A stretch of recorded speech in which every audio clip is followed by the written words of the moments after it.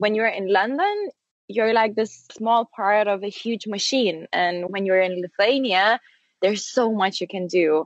And I think it's not a bad thing because you can grow faster, you can do more. For me to do something like publish my own magazine in London, I don't know. I mean, it's so incredibly expensive and it's much lower life quality. And here I can have a really good life quality, but also I can do what I love. Hello and welcome. This is Ruta Naujokaite and you're listening to Lithuanian Dream Podcast, a podcast exploring ideas about contemporary Lithuania. I'm very happy to invite you to the conversation we had with Rasa, who is one of the most popular influencers in Lithuania. So this time you will have a chance to listen about what the new purpose-driven generation of Lithuania is thinking and talking about. Thank you for joining us today. Hi, thanks for inviting me. Thank you for agreeing to spend this sunny Saturday morning together with our listeners. Yeah, it's getting really hot in Klaipėda. I'm in my summer home by the seaside, so it's really, really nice in here. Yeah, it's incredible. And in Berlin as well, it's so hot. And I think everybody is now on holiday. So thank you for not choosing a beach instead of our podcasts and showing up. I'm still going to the beach in like an hour. Good time management is the secret. Totally. Okay, so hit me with some questions. So I will hit you with the hard one or the purpose-driven one. You helped a lot of people to find their purpose at work with your radio show and various events and the magazine you have. So what drives you?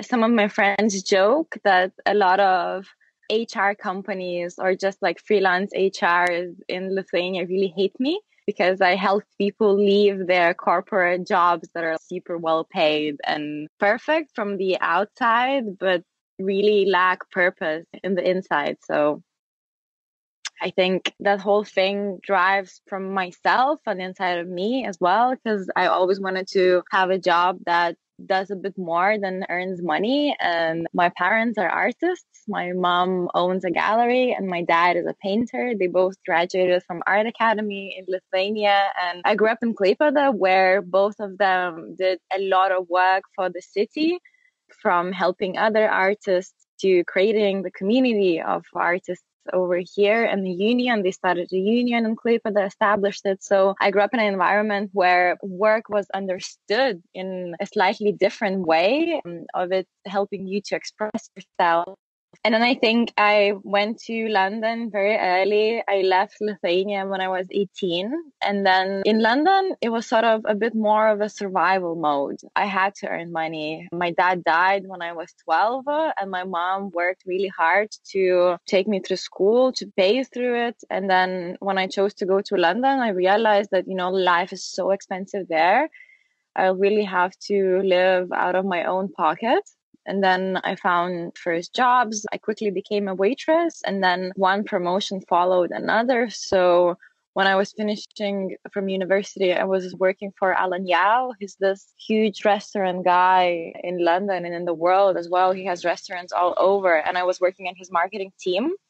And he has restaurants from chain restaurants like Vagamama to really high-end Michelin star ones. So it was really interesting. But then that was my sort of first experience of having a proper job. And it was really funny that Daily Mail wrote about me. It was like a 2-page spread, a huge interview with my big photo in it. And obviously Daily Mail is not the best newspaper in the world, but I think from the outside, a lot of people thought that I'm incredibly successful. I was writing for a lot of magazines, and for an Eastern European person to be contributing written pieces in English as well. And I worked for this travel magazine, and which took me to skiing to Geneva and viewing Michelin 5-star hotels in Florence in Italy. That was quite impressive, but I was incredibly unhappy. I felt like I have to fit in a system that somehow I don't belong to, and just because nothing was purpose-driven. And I saw a lot of people, like my colleagues who were older than me, going into work, and they had that sort of also perfect office job. Like our office was at the heart of Oxford Street. and they were so incredibly, like, so deeply unhappy. And I always thought I admire people who do freelance work. I really liked the idea of deciding what my work hours will be. But then I also really love the trying out my own ideas and making my own decisions, because I think very often at work, especially at big companies, if you have an idea, it goes to a project manager, and that project manager sends it to another project manager. And then at the end, it takes 2 months for you to get an approval to go do it. And then people change the idea along the way. So I felt like I really want autonomy in life, and I really want the freedom. And I understood that it will come with a lot of financial insecurities. But then when you're so young, you have nothing to lose. I didn't have kids. I didn't have a mortgage to pay. I found like this legal squatting thing in London. It's called Guardian Living. And I had this amazing room in Poplar in Balfour Tower building, which is an iconic building in London. And it only cost me, I think, £120 with heating and like all the bills. So it was incredibly cheap for London, and really cool people live there. I met this guy called Matt, who later on was my boyfriend and now is a really good friend. And he's now like Forbes vet in the 30 and created a really big business. So a lot of people in my environment back then, when I graduated from uni, they were gypsies in a very good way, because they were running away from a system where you live up to other people's values and don't really question what you want to do in life. And a lot of them had the financial freedom to start their own startups. And now they're doing really interesting stuff. So I think I rebelled a bit, because very early on, I felt what it's like to work in a big company. And only because from the outside it looks perfect, it didn't mean to me that I chose happiness. And my dad died when I was really young as well. So I think when I was 12, I already understood that life is very short and it's only one. And every time when I got myself in a situation where, you know, I traded my time for money, but I wasn't happy, I sort of decided to choose the insecurities in life and maybe something that's a lot more scary and unstable. But then I chose my own freedom always, I think. Yeah, it's quite crazy that freelancers quite a lot talk about taking ownership of their own time and understanding time as a currency, because that time belongs to you from that point when you start working on your own. And you are so passionate about what you do. And it's incredible to see how you created all these things just by stepping in your insecurities or trying to resolve the things that we think we could control or we should know already. Like going to the corporate job is very different than just choosing to do different. So then you decided to move back to Lithuania after this revelation, and you started all these great things. Could you tell us about that shift from, London to Lithuania? I mean, the transition wasn't so quick back in London, because after I graduated, I started my own agency, and it was amazing because we were making money implementing our creative ideas. Where it wasn't easy because it took a lot of time to find the first client. It was a lot of fake it till you make it. And then once we sort of reached a little bit of financial stability and had a portfolio of clients, we were applying to Iceland and planning to go to Barcelona to live there for a while. My co-founder got a visa to Australia, and she had like a romantic relationship, and her better half had to leave there because he wasn't allowed to live in Europe anymore. And she sort of had to choose between our business, which was still very unstable, and a startup. And we worked really hard, and I think we were a bit tired from working so hard. And then also this nice life in Australia, which she really wanted to experience. So she left to Australia, and I was really heartbroken. All of our clients left because they were like, we don't really know what's going on. And it was always two of us. And I was a strategy person and words person, and she was the photographer. So I've lost my photographer. But also, I think when you start a business with someone, it's like you get married because it's such a strong bond between you. And then I was properly heartbroken. It was like going through a divorce. It was really sad. It was really painful that she left. And I was really young as well. I didn't really know how to handle a lot of responsibility. No, I knew how to handle responsibility, but I think when I was left alone in the sort of whole agency thing, I felt maybe it's a bit too much for me to find solutions to everything because she was always carrying half of the responsibility. And now if I was at that place, it would be really easy and I would find another photographer, employ someone. But then I just sort of froze for a bit. So then a friend of mine who I knew through networking events invited me to work at this PR agency, which was super amazing. We worked with a lot of food startups in London, and our studio was in this all church / Arctic Monkeys recording studio. So it was in Hackney. That was really cool. And then because I studied magazine publishing, I always wanted to work in a few magazines. And I had this one magazine, my number one. And one day the editor called me, which it was such a big thing to get a phone call from her because I admired her so much. She's in the top 1,000 most influential people in London. She used to write for Vogue. She used to edit Financial Times, How to Spend It section. So she's this amazing editor and a really good journalist. And it was really, for my ego, it was a huge boost that from all the people, she invited me to work with her and she started a new magazine. It was called Toast. We had to change the name to At a Table, but we did like a huge Kickstarter campaign and we were curating a food market in London next to London Bridge. So it was all amazing. And then more magazines started asking me to come and join them. So I had this really long struggle in London where I wanted to do my own things, but then London is very cruel to you and there's a lot of competition and it's really hard. And I saw some of my friends from uni going into these big companies and earning a lot of money and, you know, being able to rent out nice flats in London, and I was squatting. And when you don't really choose financial stability, you do make yourself very uncomfortable and you do want some luxury stuff. And to me, luxury stuff was going to eat at a restaurant and buying nice clothes. And sometimes I was just wearing the same shoes for 3 years in a row because it's not where I had to spend my money.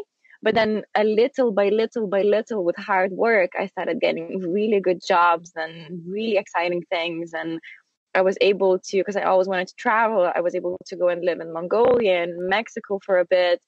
But then one day when it was the election, it was the one before Brexit, I think they were electing the government, I felt that I'm paying so much here, taxes wise, and then I'm still not allowed to vote, even though I really identify myself with England. And I arrived here when I was 18, and 6 years later, I really wanted to have a say in the political system as well. And the second when I wasn't allowed to vote, it made me think for a bit. And then I came home over Christmas and there were already talks about Brexit. And I remember I had a few hours to kill in Vilnius and I went to the Genocide Museum. And it really made me think. I realized that, you know, I have this comfortable life in London, but I don't really belong there. And they tell me that I don't belong there, especially with Brexit. And then here's Lithuania, who's growing. And so it's such an exciting place to be. And then also less than 100 years ago, there were these people who devoted their lives for me to have this freedom. And this freedom comes with responsibility. And I understand that this sounds incredibly cheesy, but I really felt like it was such a huge sacrifice. They were tortured for Lithuania, for what they believed in. And maybe there's a place for me here as well. And maybe there's a place with my work, with everything that I can contribute to Lithuania. And then I thought of a magazine that I can be publishing it here and then it can be distributed globally. And the whole thing seemed so impossible, but it was really purpose driven. Like I don't really talk about it, but with all the radio, I did radio for 3 years and I interviewed people who had amazing jobs and startups, but really like 90% of them also chose Lithuania. They came back here and I would always ask why. So never in the promotion of the radio show or the magazine, I've never said that, you know, this is about Lithuania. This is about people coming back here and why it's so amazing to come back here. But always, you know, at the backstage, I'd ask these questions and they would sort of pop up in the interviews. And very seamlessly, we'd actually talk about how when you're in London, you're like a small part of a huge machine. And when you're in Lithuania, there's so much you can do. And I think it's not a bad thing because you can grow faster, you can do more. For me to do something like publish my own magazine in London, I don't know. I mean, it's so incredibly expensive And there it's much lower life quality. And here I can have a really good life quality, but also I can do what I love. So I think that's sort of where the transition happened, where I really realized that I'm just wasting my time in London. And on my first day at uni, I made a list of what I want to achieve. And I wanted to work in magazines. So I wrote down that I want to work in a magazine. I want to do a commercial magazine for someone to get hired to edit. I wanted to travel with my work. And like all of these boxes, I sort of ticked all of them. And then at some point, I realized that I'm about to turn 26, and it's a place where more or less you know that in 4 years' time you might have babies, and it's not just about me moving from one place to another and renting out random apartments. I will have to start thinking about buying something. And I just realized that I have to make a choice. If I want to continue living in London, it means that my whole life most probably will continue happening in London. Or if I want this huge change and maybe I want to give Lithuania a try. And what I've got here, what I've found here, it accelerated my career, I think. So I'm very grateful to all the people that I've met and all the opportunities that I've got. It's good here. But were there any mistakes that you made for this shift, or the things that you would say you learned from that you would advise people if they want to, move back, or they're thinking about completely changing their lives in any different way, changing careers or countries? I think when you make a decision, a lot of people start questioning it. And it takes incredibly a lot of energy to question something, because you're constantly doubting it. Even if you don't realize it, you're demotivating yourself. And there will be a lot of people who will try to question your decisions. And I think you have to be your own cheerleader. You have to be so passionate about your idea, no matter how crazy it is. There's this guy in Lithuania, a friend of mine, Ignas Rusilas, who started Idea for Lithuania, Mission Sibiras, like really huge nationwide projects. And all of them, they sound like nonsense, like pure nonsense. If you tell your friends about it over a beer, they would go like, dude, nobody does these things in real life. Stop dreaming, start living. And he has the guts to think of crazy ideas and then go do it, because you have to be so passionate about stuff to unlock a lot of doors, especially at the beginning. And so I think if you really want something, you have to understand that you shouldn't be the person who questions every move. Maybe it's a bad thing to do it in this way, but do it first and then think about it. So just give yourself the freedom to go do stuff. And I think I always did it in this way. And obviously, like sometimes there are setbacks. Sometimes you can be a bit tight financially because of the decisions you made. But then, hey, money is energy. You spend money and it comes back to you. And there's no point to have huge amounts of money like savings in your bank account, but then go to work or live in a place where you're deeply unhappy and you always wish you'd be somewhere else. Because as I said at the beginning of our conversation, we only have one life and it will go like this. So you can either be brave and go for it, or you can be satisfied with what you have and with what life throws at you. But then know that if you're not making a decision, it means you're choosing to be happy with what you have. Otherwise, you make yourself very miserable. And then Lithuania-wise, I think that I've sort of a mistake that I've made. I downloaded a lot of media apps, so like main newspapers, because I was so disconnected with what's going on. I didn't really know who our prime minister is, for example. Because in London, I'd always go and travel somewhere else and not really come back to Lithuania. I'm a bit ashamed to say, but I really had like no idea what's going on in politics. And then when you download those apps, because of the media headline culture, you're almost told that you live in the worst country in the world. And you know that the state of Lithuania is so bad and everything, like all the news, they're like bubbles that are blown up. And it's a bit far from reality, because when you live in Vilnius, it's so innovative, it's so new, there's so many positive initiatives. Even in politics, there's a lot of amazing stuff that's going on, like Create for Lithuania, this amazing program that injects a lot of young people into our politics. And with the teaching sector, it's the same. So I think not looking for bad news is quite a good strategy, and just sort of focusing on what's good and always focusing on the positive side. That helps me a lot. And then just for people who don't maybe want to change countries, but they want to change their professions, do it. What's the worst thing that can happen? Like, you'll run out of money. I mean, It's fine. You gave yourself the most amazing gift, the chance to change something. And money, like you earn money. It's an easy thing to get. But happiness is a bit different. So what kind of routine or habits did you establish to maintain that balance in your life? Because like going through the change, I think it's a big decision. And then we have different reactions from within and from outside. So people would start saying something. So what would be the habits that you would practice or would recommend to people to practice when they're going through the change like that? Have a routine, I think. A lot of people struggle with actually getting the work done. They have a lot of ideas, but in reality, very little gets done because when they leave their secure jobs, you don't really have a routine anymore. You can start working at 10, at 12, or just spend all day having coffee with friends and nobody will know because nobody monitors you anymore. So you have to be quite strict with yourself, make your own rules, find a routine that works for you. I've actually made an online course about this and how to really get your big ideas done and how to be a freelancer. So I really have a strict routine for myself. And I know, for example, that there's no point for me to try and work 8 hours. I can't concentrate for 8 hours. So usually I work for 5 or 6 every day. And I know I need to do meditation. I need to do yoga. So I sort of allow myself these really slow mornings. I wake up without an alarm clock. I really make sure I get enough sleep because then I make good decisions. I really don't like people who are sort of proud of working a lot and not having time for anything and not sleep a lot. Oh, I slept only 5 hours. Dude, it's bad you slept only 4 hours. It's really bad for you. Don't do it to yourself.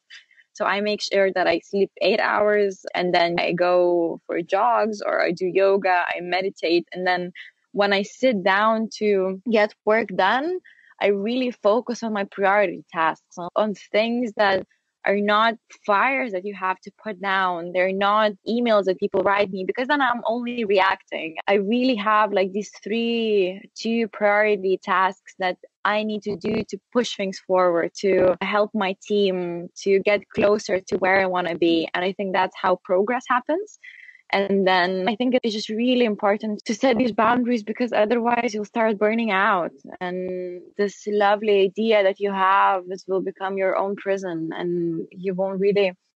I think it's an issue of a younger generation that they don't have patience. I'm very hesitant to take young people on the team because sometimes it seems that they care more about a fancy office than actually getting the work done. And I think patience is a really good thing because I've been living in Lithuania for 4 years. We published the first magazine a year ago. With my career at the radio, I never got paid for it. And I just did it because I believed in it. So a lot of things won't happen as quickly as you want them to because we want everything super fast. And that's because of social media, I think, as well. It made everything immediate. And with business, it's different. And also, I see a lot of people who start something and they love it. It's a bit like first love or that first stage of a romantic relationship. You're crazy about your idea.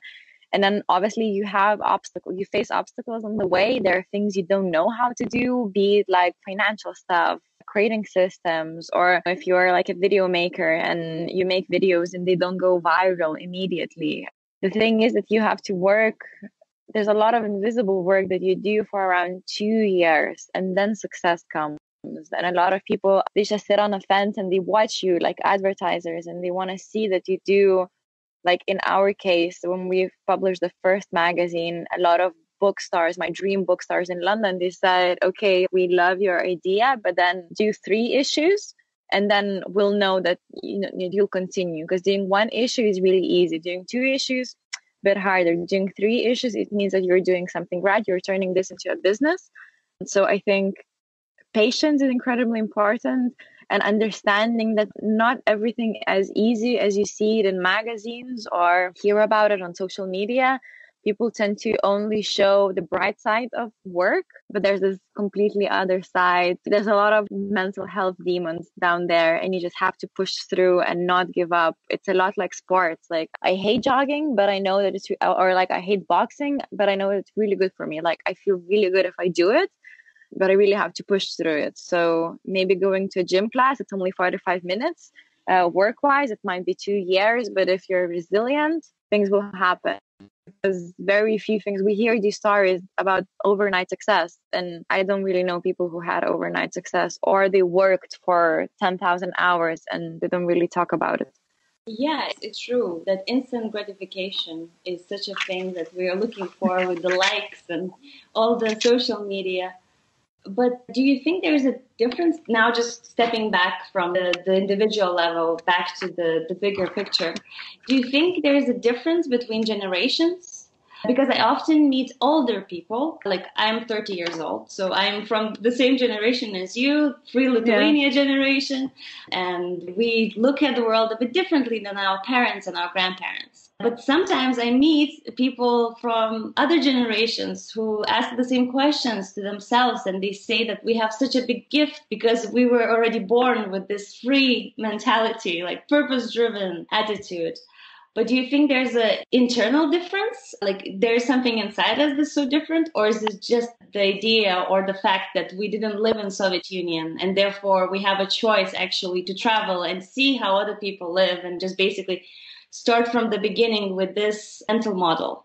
And do you think other generations are learning as well, as fast? Or this is something that is not being accepted currently in Lithuania? It's more young people thing. I think there are incredibly a lot of people from the older generation that are brighter than we are, and they're even more driven than we are. Look at like Vladas Lašas and all of his mates. I mean, amazing. I wish I had that much energy. But I also know a lot of people who are my age and they are so old inside and they've lost the drive, I think. And for us, we were quite lucky because we were able to travel a lot. And when you travel a lot, you start comparing. And we hear these things that Lithuania is like the worst place where to live, or that salaries here are low, or any of that stuff. And then you travel to other places and you realize that our life quality is so good in here. Like we have a lot of nature. At least in Vilnius, the salaries are they're really high, but the property is still really cheap, and what you can afford in comparison to what you'd be able to afford in New York, in London, in São Paulo, we have it really good here. So I think that might be a bit of a difference, that our generation traveled a lot. And I meet so many people who, after their studies and a few years of work, they chose to come back to Lithuania, and not because they weren't unsuccessful somewhere else where they lived, but because they start understanding of what a good life we have in here. And that your work contributes to the way Lithuania will look like tomorrow. And that's very meaningful, I think. Like, for example, with our magazine, I really wanted to do the first issue about Vilnius because I lived in London. I've been loads to Berlin. And sometimes when you tell people that you're from Lithuania, they don't really know where it is. And it's fine. Like, I don't know a lot of places on the map as well. They think unintentionally that maybe we speak Russian or maybe we're part of Russia. I think with this magazine, what I wanted to do, I wanted people to pick it up in a lot of super trendy places around London, Berlin, Copenhagen, Lisbon. And I wanted to see the word Vilnius and open the magazine and see a lot of creative people in there, a lot of people who are starting businesses, who are known worldwide, and they come from here. And I think that's something what really shifts mindset, because a lot of us are driven by what stuff looks from the outside, from sort of the image. And in a way, I wanted to tell a story, because I'm a storyteller. I wanted to tell a story about Vilnius and Lithuania that understood by people who are our age and live around the world. Because Lithuania usually promotes itself by telling people about the Trakai Castle and Cepelinai and sort of our heroes from the Middle Ages. And it's so unattractive for the Western audience. So I saw purpose in doing something like that. And I think in Lithuania, you have a lot of freedom to do projects like these that are purpose driven and then really give a lot of meaning to your own existence, but also they just change Lithuania. Yeah, and I completely agree. But coming back to the events that are happening currently, for instance, we're recording in the mid-August 2020.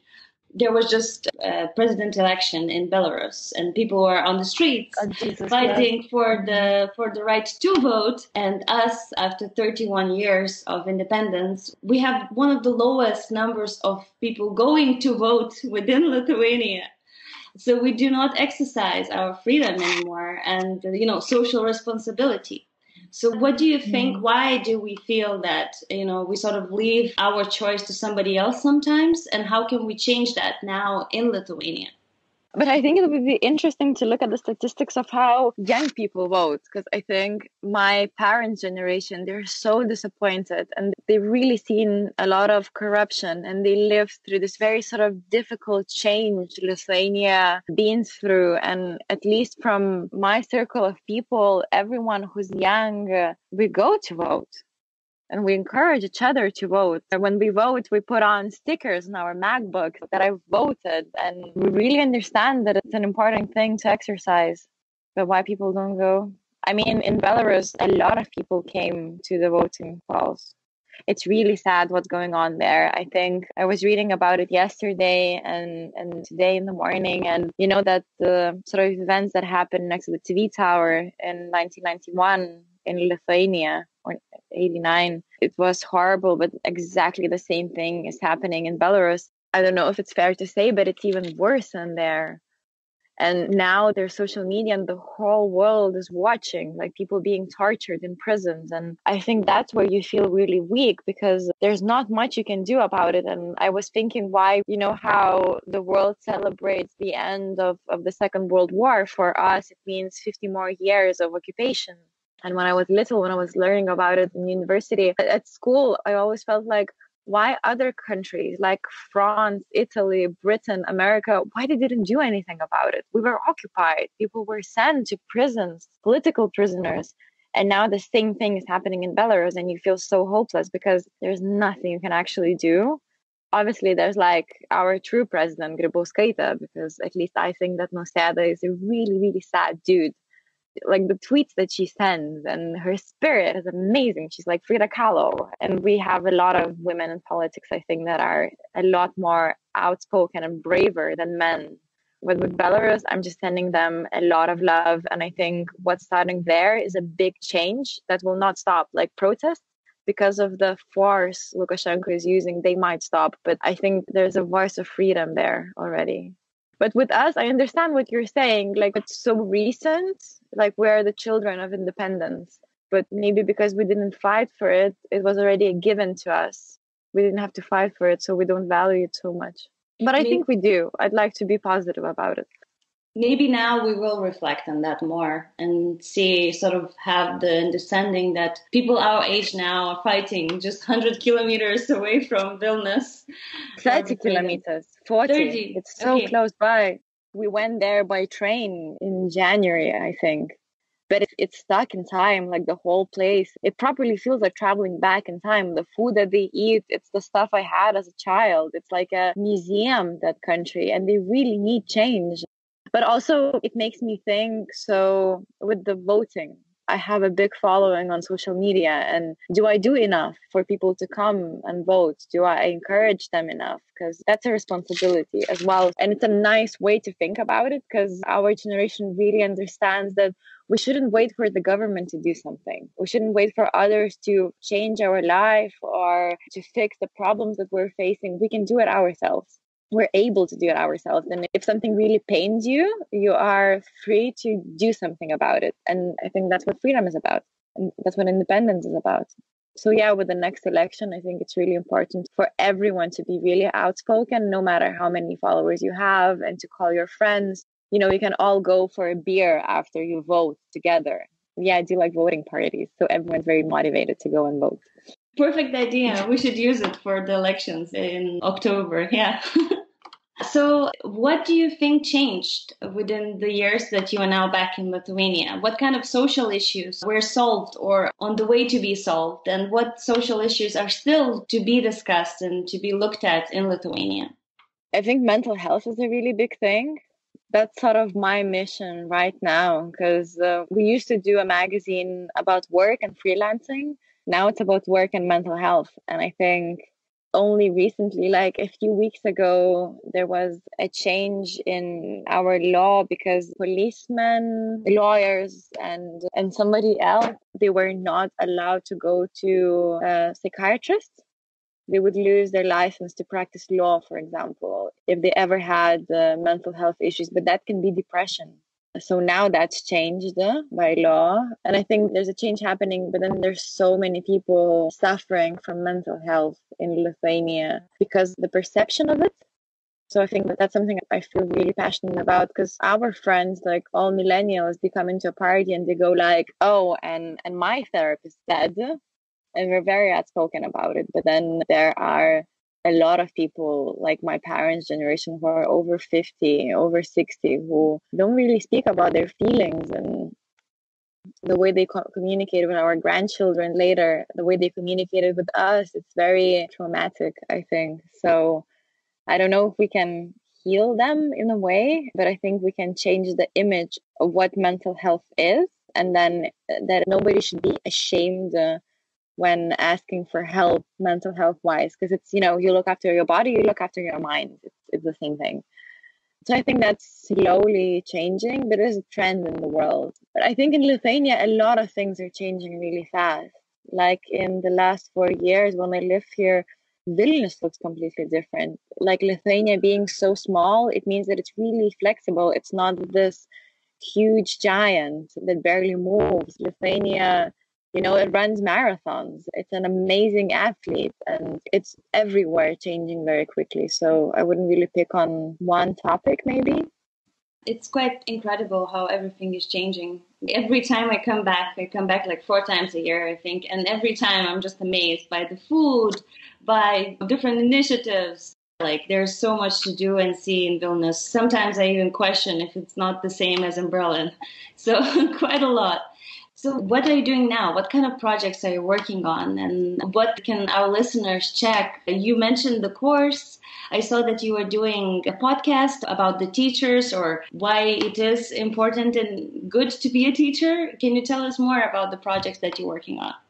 So I can tell about the things that I do myself, as what do people do. So we have a second issue of the magazine coming out at the end of September, the beginning of October. So if the second wave of pandemic doesn't happen, it will be sent out to many, many places around Europe, like magazine shops, cafes, hairdressers, co-working spaces. And we worked a lot on establishing that network. And I'm really excited about the second issue. And there's so much work still to do, because we have all the content and everything, but there's a lot of editing and proofreading and designing now. So the whole team is working 24/7 almost to meet the deadline.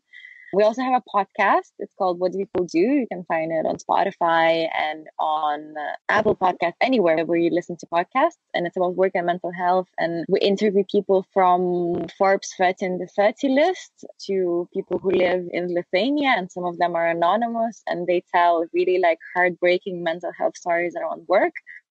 So it's very vulnerable, and the way how we speak about work, it's very far from sharing success stories. We're sharing what it's really, what's wrong with freelancing and what it really means to work for yourself. And we really try not to only concentrate on people from Lithuania or the big cities like London or Berlin, but I'm interviewing a guy from Georgia next week, like a poet. So we really try to open up to different cultural contrasts and people freelancing and doing what they love, lots of backgrounds. And then we have an online course, how to work on your ideas and how to go freelance. It's all in our online shop and on our website. And with the podcast that you mentioned, one of the things that I do, I create podcasts or I edit for other people, for clients. So the Ministry of Education came to me a few months ago and they said that they want a podcast. And we worked with their agency called Nuostabu, and we came up with 10 series where we interview teachers about what it's really like to be a teacher. And I think the whole narrative around the education system in Lithuania is always very negative. And we have protests, teachers say that they don't get paid enough, but very rarely we really hear the positive voices, the people who are really driven by their profession and who because they're very driven, they do earn quite good money out of it as well. So it was a bit like to have a position in the whole dialogue. And there are a lot of new ways how you can become a teacher. You don't actually have to study teaching to become a teacher. There are quite a few paths now. For example, if you study chemistry, you can do an extra year and then have the right to teach. So we sort of talked about the ways you can become a teacher as well. So I think it's a very nice part-time job as well. And I always wanted to be a Lithuanian teacher. So I'm quite strongly considering to do the course myself, to go back to uni and then have 4 or 5 classes a week where I can go and teach, because I think that's very purpose-driven thing, what to do, very mission-driven thing, what to do. And the best teachers are ones that are not stuck at school, but then, you know, they go and they do amazing projects outside their realm of teaching. And we need teachers in Lithuania as well. We don't have enough teachers. I had amazing teachers who changed me, and I came from a home where my dad was an alcoholic, even if he's an amazing painter, an amazing human. But then he had an illness and my mom didn't know how to cope with it. So school was like my second home, and a lot of teachers were incredibly supportive, especially my Lithuanian teachers. So I think sometimes we underestimate how important school is, and it's not only a place where we come to learn. Yeah, I just been to Lithuania, and we had 10 years anniversary of finishing the school, and I had the chance to speak with my teachers. We invited 2 of them, and it's incredible. We even made a book for our classmates about like the time at school and afterwards. And it's quite cool because you get to see the teachers and those years at school from different perspectives. Because some of us really had these really important moments with the teachers, by teachers saying, you must go and try to pass this exam, because even, I don't know, if you get 2%, it's going to be better of not going. And that person ended up studying that subject at the end in university. And it's incredible. It's just the teachers, and the teachers themselves were saying that the way children understand the teacher's role in their life is changing so much, and they become really part of the family now. And the teachers need some guidance and training how to do that, because even the understanding of what is to be a teacher changed within their lifetime. We talked a lot in the podcast about leadership, that teachers are actually leaders, and there's no difference between running a startup or a big company and being, you know, the head of it and running a classroom. And when you have a team, you really look at who's strong at what and where people need help, and you really try to unlock people, and you can't set same rules or same requirements for everybody. So, and it comes back to mental health as well. All kids are different, and it's very traumatic when everybody's asked to be the same at school. And I think the whole system, when we ask kids to get the best grades, that's harmful, because you're not loved because you have good grades. You're enough the way you are, even if you don't do really well at school. And also having good grades is simply knowing same answers to the same questions, correct answers to the same questions. And when you go into work and when you go into real world, it's very different, right? You really have to face situations where there's no right or wrong answer, and you just have to follow your gut and make decisions and make them quickly. And we don't really learn that at school. I get a lot of young people who want to come and do internships at What Do People Do, and only 1% of them get that you have to stand on your own feet, and you have to really think at work and not do something and then bring it to me or to one of the other editors and show it and then wait for us to say if it's good or it's not good. You have to believe yourself that it's good because you put work in and you believe in what you did. So I think there are things we don't really learn at school, and we have to unlearn the stuff we learned at school sometimes. For sure. And hopefully on the policy level, it will be taken seriously, because education, unfortunately, doesn't show the quick results. So the governments are not very interested in putting a lot of money in there, because by the time there's next election, they cannot really show the impact. So I don't know, what do you think about the salaries? Because the salaries, like in Finland, it really shifted when the salaries changed. And then people who actually could have made startups became teachers because it pays as well. But I interviewed this guy who has a startup and he's a physics teacher. So I think you can have both. I don't know about the salaries. I don't really count other people's money. I know that there are teachers who earn a lot, but there's an issue that on an entry level, you earn very little. And you really have to be devoted to what you do and to really love your job. And it's super unfair that you don't get enough money. But I think it's the same issue with the whole public sector. You get these people working there because they really care and they love what they do. But money-wise, there's like no reward. And I love money. I think money is a good thing. I love earning money. Like one of my most pleasurable moments in a project is writing out the bill and sending it to the client. Because what drives me is thinking of an idea. Then I have the freedom to go do it, to make it happen, and then get money out of it. And I think that's where progress happens. So, because I want to do more ideas, and I want to earn more money. And there's nothing to be ashamed about earning money and talking about money as well.